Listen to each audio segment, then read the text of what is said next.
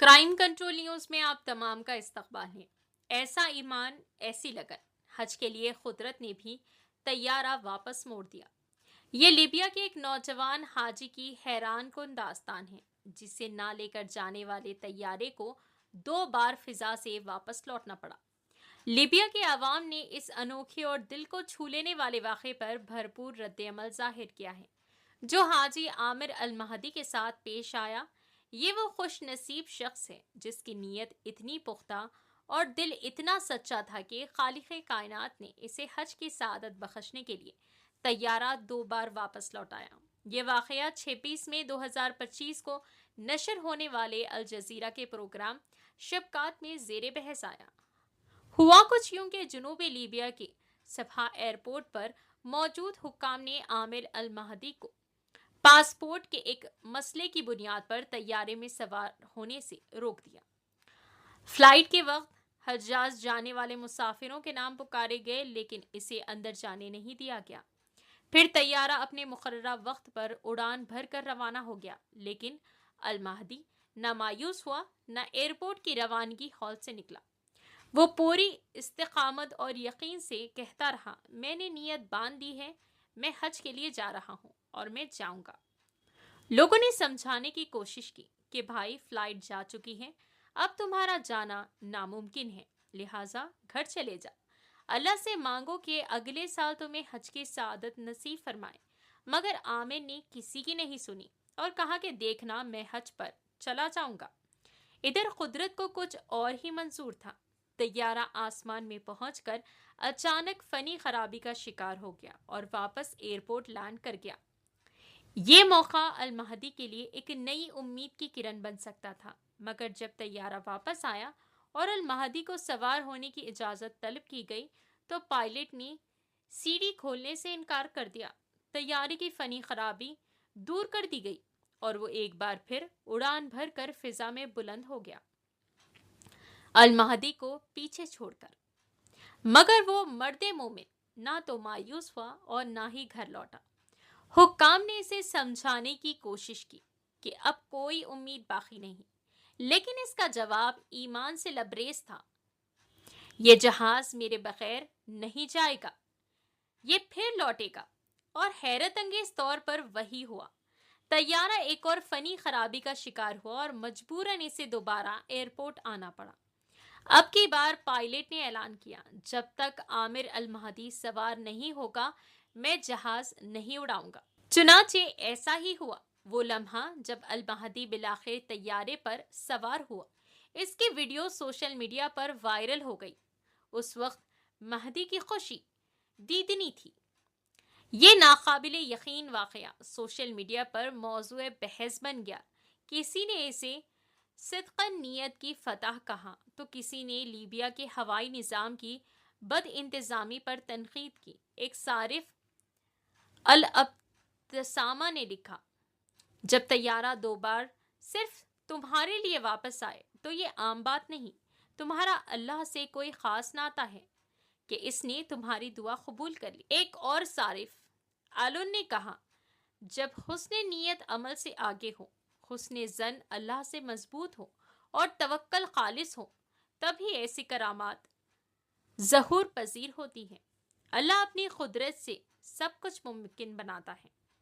एक और सारिफ जुमा लिखते हैं, यकीन नहीं आता, पहले तुम्हारे आसाब की धजिया उड़ा दे, फिर पायलट सीढ़ी खोलने से इनकार करे।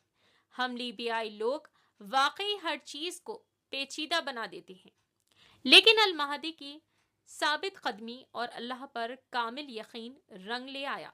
वो अब अराज़ी मुक़द्दसा पहुंच चुके हैं और एक वीडियो में महदी लिबास से एहराम पहने नजर आता है, अपने सफ़र की रोदात सुना रहा है और ये कहता सुना गया, अल्हम्दुलिल्लाह, मैं बैतुल्लाह पहुंच चुका हूँ।